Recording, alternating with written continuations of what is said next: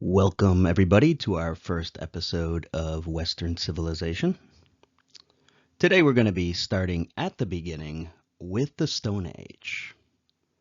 We'll be looking at a very long period of time, although it won't be a long episode, and that'll be from 250,000 to 3,000 BC.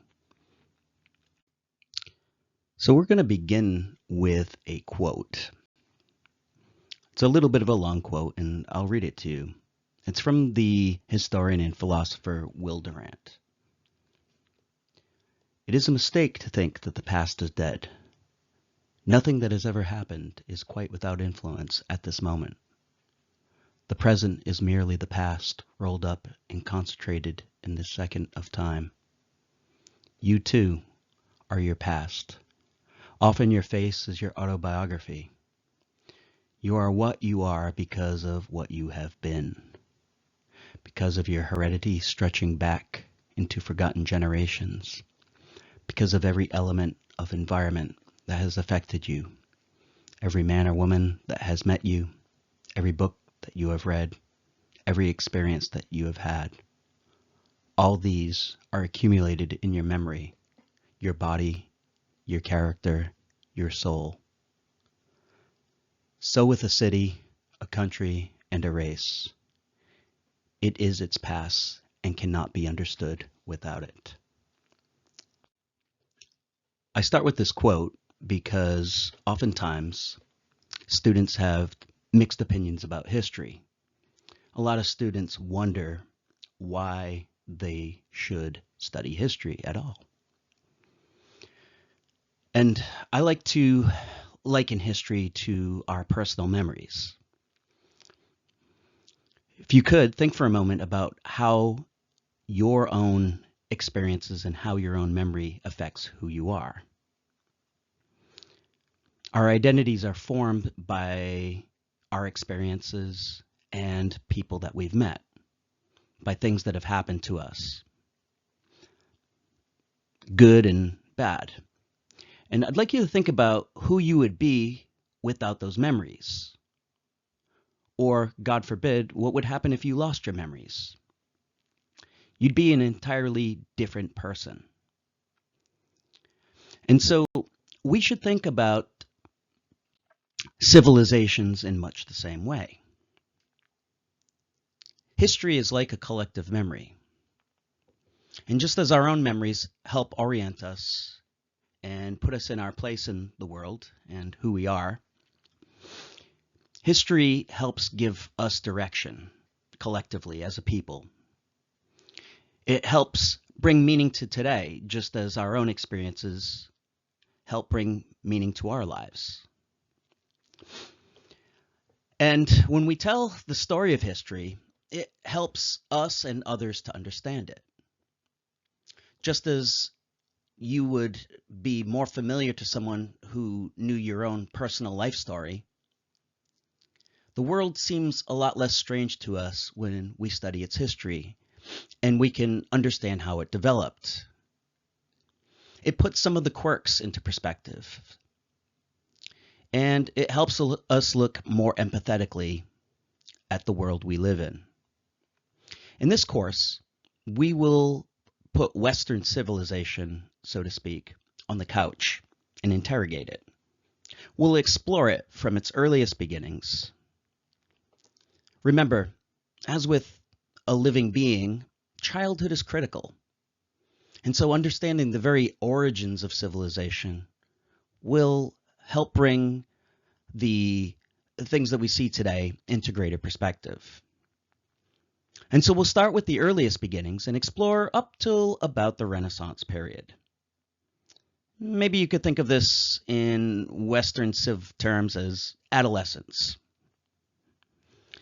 And as we go along, it's important to remember that this isn't just someone else's story, but as individuals who live in Western societies, this is our story too. Before we really dig in, though, I want to highlight something about us humans that make us pretty special. Humans are adaptive creatures. In other words, we can adapt to our environments by using reason. Other animals adapt to their environment, but they do this primarily through instinct. Humans have instinct too, but we adapt primarily through learning. The things we make, like our tools, our customs, our institutions, well, they're very adaptable and they give us strength as a species. And this adaptability allows us to create culture. And culture is really what forms the foundation of history.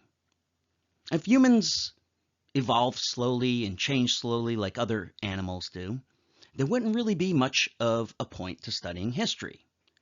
For instance, horses existed 10,000 years ago, but horses live essentially the same as they did back then. That is, of course, unless they've been tamed by humans.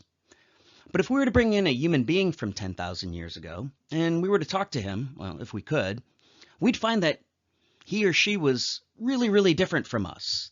Their culture, the way they acted would be completely strange, and we would seem strange to them. The tools and their skills would seem different to us, and ours would undoubtedly seem different to that individual. And so, before we really jump in, I want to highlight culture. Culture is like humanity's collective toolkit for survival and thriving. Anthropologists divide culture into two categories for the sake of clarity. The first is material culture. And these are the tools, the technology, the physical objects that we create to adapt to our environment. The second they call social culture. And these are the customs, the beliefs, and institutions that help us organize our life and give it meaning. Unlike instinct-driven behavior, culture is something that's learned and it's passed down from one generation to the next. Usually, this is passed down without us even really knowing it. Think about the manners that you learned as a child. You probably weren't formally taught that by your parents. You just kind of pick up culture as you go along. Culture is also adaptable. It is constantly changing and evolving to meet new challenges. And that's partly why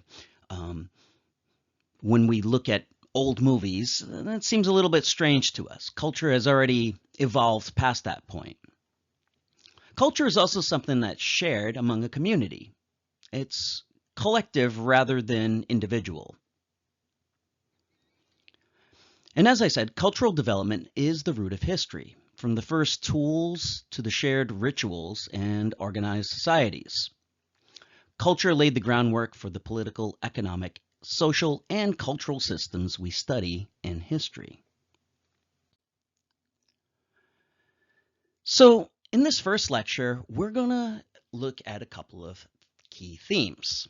First, we're going to see how humans, this species, adapted and survived during the first era of human history, which we call the Paleolithic era. The second key theme is how the Neolithic era transformed human lives and laid the groundwork for civilization. Why does this matter? The Paleolithic and Neolithic eras aren't prehistory. They're the origins of politics, economy, culture, and society. Everything else we study this year stems from these first steps in human history. So to start with, I want to say a brief word on human origins. The current theory is that humans evolved somewhere in Africa around 250,000 to 200,000 years ago. At first, humanity lived somewhere in East Africa and inhabited this region for several thousand years, tens of thousands of years really, before migrating out into the Middle East, into Europe and Asia, and eventually to the Americas and essentially everywhere in the planet except Antarctica.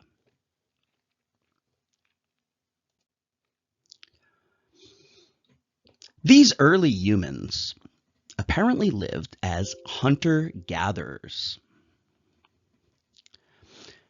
Hunting and gathering was the economic basis for life back then. People would forage for food.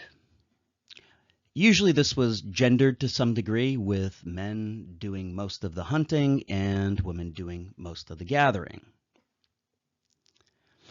Humans at this time essentially used available resources. They didn't alter their environment very much.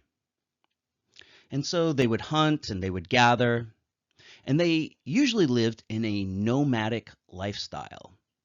And that's simply because on its own, Mother Nature doesn't normally provide a ton of food, and you could easily use all the resources in one location, and so you'd have to move. Humans would generally work about 4 hours a day, we think, and so maybe in some ways their lives were simpler than ours. Although, to be fair, people would tend to have few possessions. Again, the emphasis was on mobility and efficiency, and not necessarily in accumulating very much. It's important to know that people would often share resources within the group. And so if you had a successful hunt, even if it was by yourself, usually you'd hunt in a group, you would generally share your resources with other members of your community. During this time, humans were already adapting, though, and scientists and archaeologists have found the remnants of primitive stone tools for hunting, cutting, and scraping. And it was during this period that some of the most important inventions, like the use of fire, both to warm ourselves, but also to cook and to give us protection from other animals, were developed. Humans were incredibly social creatures even back then, and they tended to live in small groups of about 30 to 40 individuals. Cooperation was necessary to survive in this harsh world full of wild animals and harsh climates. Group size had to remain small because, as I said, resources were pretty scarce, and having anything more than a few dozen individuals would have stretched the resources of even the most fruitful and abundant areas. Now, it's important to emphasize again that people tended to share things, and so there was a minimum of what sociologists call stratification. These are like different levels of society. And so in a hunter-gatherer group, we shouldn't imagine that there were anything like rich or poor, or very few differences between people, we should say. And this extended even to gender. And so there was division of labor, as I said. Men typically hunted, women gathered, but people recognized the contributions of both groups for the survival of the community in general. And so, as far as we can tell, there wasn't the gender imbalances that we would see in later societies. Leadership tended to be informal and flexible in these hunter-gatherer bands. Decision-making was usually made through the consensus of the group, rather than having one individual making all the decisions. That is not to say that advice from experienced individuals didn't weigh more than the advice of less experienced individuals, but as I said, the emphasis in the hunter-gatherer band was on shared responsibilities and on the collective well-being of the group in general. For those individuals who did exercise a leadership role, it was usually based on their charisma. This is one of the most primitive and essential types of leadership, charismatic authority. And this usually would center on some special skill or talent they might have. Perhaps it was their ability to hunt, maybe it was their persuasive abilities, their ability to tell stories, or because maybe they possessed a little more spiritual insight as a shaman or something like that than others. But it's important to emphasize, no matter what their abilities, leaders had influence, but they didn't have coercive powers yet. And that brings us to spiritual belief. Among hunter-gatherer groups, the dominant form of belief was animism. And this is belief in the spiritual forces within nature. So the idea is that animals, plants, and even cool aspects of the landscape all have spirits. As a matter of fact, the word animism comes from the Latin word anima, meaning spirit. Oftentimes in hunter-gatherer groups, shamans will act as mediators, and they'll help guide individuals between the spiritual and the physical world. Now, Paleolithic peoples have left us some remnants of their artistic traditions. And though no one's 100% sure what they mean, there are some interesting theories on it. Part of what we find seems to be ornamentation, like beads, and these would have been used in ceremonies perhaps, or to identify themselves as members of one group or another. They occasionally appear to be talismans and may be connected with warding off evil of some sort. And we believe that hunter-gatherers practice what is called sympathetic magic. And this is the idea that certain things could symbolize something in the natural world. Kind of like the Venus figurine that you see on the lower right-hand corner, or the pictures of the animals that are often found on cave walls. Anthropologists think that people would produce these images to gain some sort of control over nature. Perhaps if you wanted to get pregnant, maybe you could use a Venus figurine. Or if you wanted a good hunt, maybe you would symbolically draw the animals that you wanted to capture.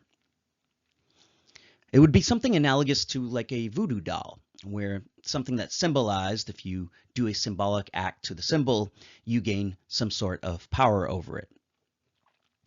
Whatever the case is, we know that ancient peoples must have had a very vibrant spiritual tradition. What I want to do now, though, is turn the page to our next era, and that is the Neolithic era. And the Neolithic era begins around 10,000 BC. And this was a major transformation in the way that people lived. As I said, in the Paleolithic era, people lived by hunting and gathering. But in the Neolithic era, people transitioned from hunting and gathering to agriculture. And agriculture is certainly, without a doubt, one of the most important inventions in all of human history. Now, there's a bit of debate on why, after living as hunter-gatherers for tens of thousands of years, people began to transition to agriculture.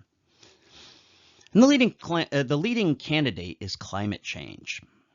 Around 10,000 years ago, the last ice age ended, and the climate began to warm and to dry out in many places.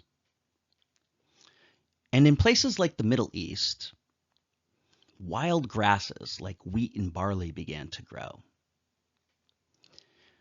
Furthermore, many of the large animals that people had previously hunted began to move further north with the retreating ice shield. And so it was in the Middle East that people first began to domesticate plants, and around the same time, they also began to domesticate different types of animals. Again, this is a period that probably took a couple of thousand years.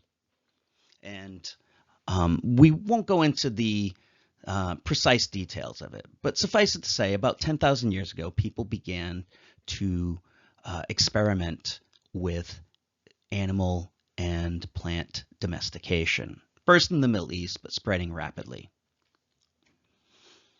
Along with this new form of gaining calories, this new economic way of living, people also began to create new technologies to help them live and harness this new potential. So now that people were growing food and were storing food like wheat and barley, pottery was developed to help protect it and to store it. Now that humans were beginning to raise sheep, we see evidence of the first woven textiles. We also notice that tools start to become a lot finer and a lot more refined as people were staying in one place and could invest in things like grinding stones. And so the tools, while still made of stone, appear to be of a much higher quality. People also invented the plow to help harness the power of animals, to help them grow more food. And, well, you get the idea. A lot of new inventions came along with this. Importantly, people began to grow a surplus of food. In other words, agriculture is way more productive than scavenging and foraging. You can grow way more food in the same amount of land. And so people began to accumulate surpluses. And with surpluses, people began to exchange more. And we see different types of materials traveling hundreds and hundreds of miles sometimes from one community to the next. All of this change also shifted the way that people interacted. It shifted their social relations, if you will. One of the things that emerges out of this, as people begin to plow a particular piece of land or a particular field, is the emergence of private property. And so the old egalitarianism, the old community orientedness began to break down somewhat as you started to get people with private property and you started to get the haves and the have-nots. We also believe that gender roles began to form at this time and began to shift. As agriculture proliferated, men began to be associated with plows and agriculture. As there was more to steal, defense of one's property became more important. And so, in a more violent society, men tended to dominate. Because we could produce more food, we could have more children. And so women most likely spent more time at home raising children. We also began to see larger and larger communities take form. Now, they would still be in the hundreds or thousands, but the point is we've moved beyond the simple group of 40 or so who would have characterized the Paleolithic era.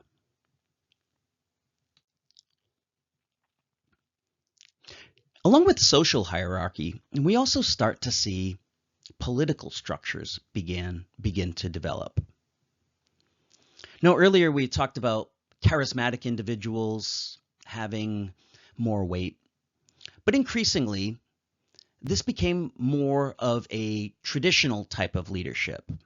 In other words, one person or one family predominating over the rest.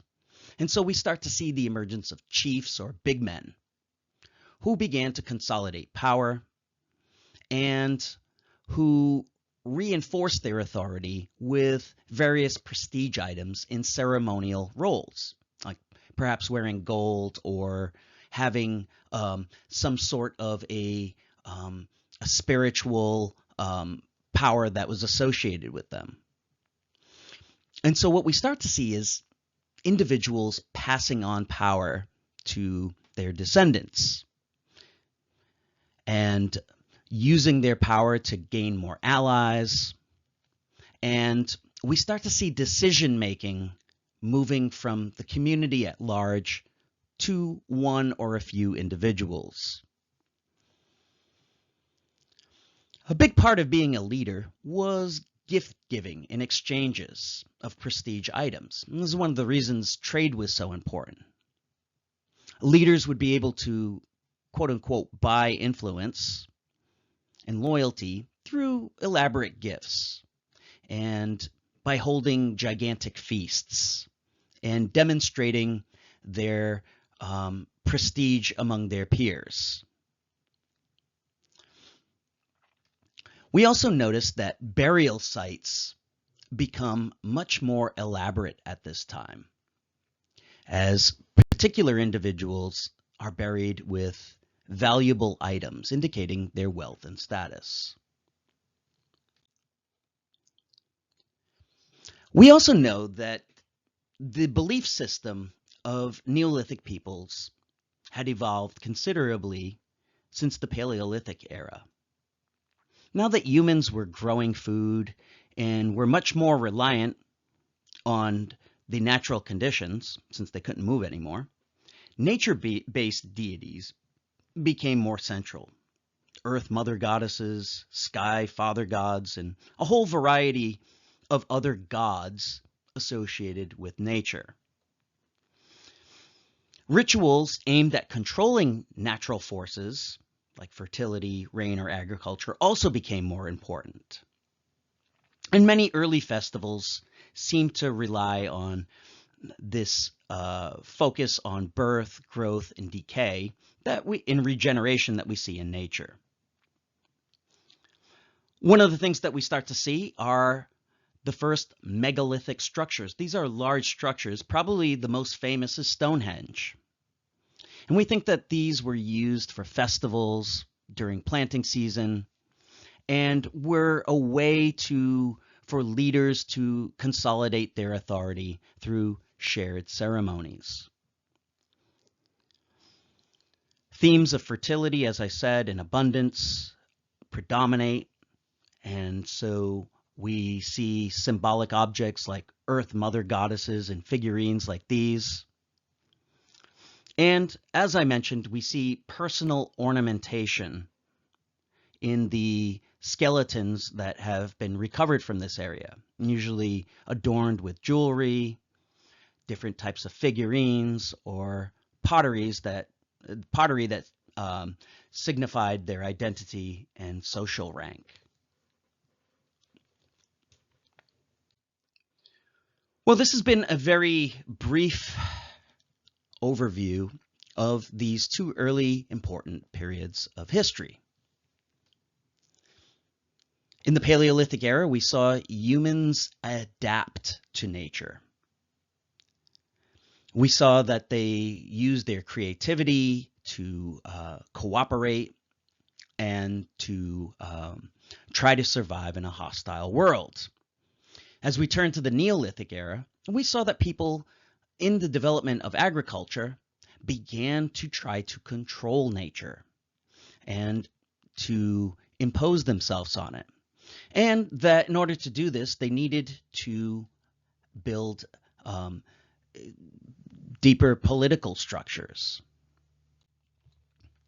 This period of the Neolithic Revolution was going to lay the groundwork for future developments that we're going to see. The agriculture that allowed for surplus food would continue to develop, enabling greater trade, specialization, and wealth accumulation. Permanent settlements would be the testing ground for leadership and governance and even greater social hierarchies. And the art and belief systems would continue to develop as we entered into our first civilizations, which we'll look at. As we'll learn, civilization is characterized by the emergence of the first cities.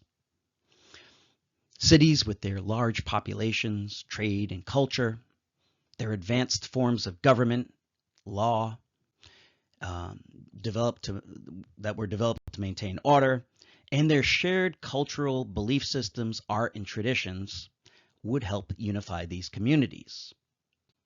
And so, in our next lecture, we will turn to these first cities, and we will turn to the birth of civilization itself in the Near East, and what is sometimes called the Fertile Crescent, as we'll look at our first two ancient civilizations, Mesopotamia and Egypt.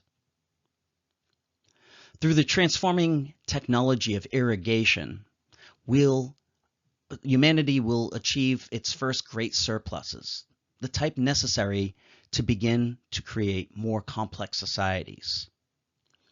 And along with these more complex societies will come even more sophisticated types of government and the machinery to help support government. And it'll be these two first civilizations that will create enduring cultural legacies that survive until our own time.